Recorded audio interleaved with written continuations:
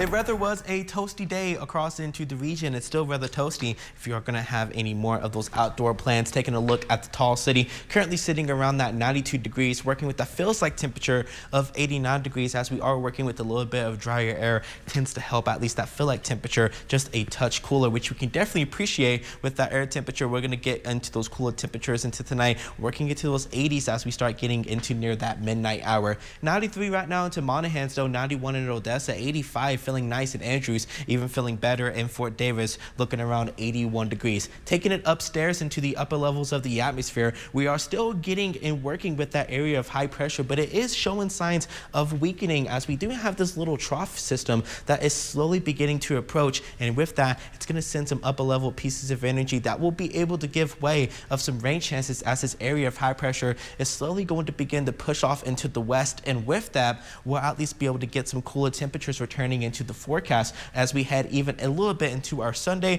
with some pieces of energy with more rain chances and cooler temperatures reaching as we get into our Monday, and that is going to even continue even as we go into our Tuesday. But I do anticipate those rain chances should be kind of slowed down as we start heading into the later portions of the week, as this system is going to make its way out of our region and high pressure does look to slide back in, and we'll kind of get back into a little bit of those warmer temperatures. So as we continue throughout the rest of the night, we are going to remain dry heading into our Sunday. I do anticipate a little bit of in the way of some rain chances, mostly off into our western counties. I'm going around near southeast New Mexico and the higher terrain, as we'll have a little bit of a frontal system that's going to be into the vicinity with some storms that could try to sneak into the basin, but I do anticipate most of it will stay off into the west, but those storms will have a better opportunity to push east as we head into our Monday. This is around that 4 p.m. hour, as we'll have that frontal system that will be able to help provide a little bit of that source of lift for some isolated to kind of scatter storms along into the basin. But I am really watching this frontal system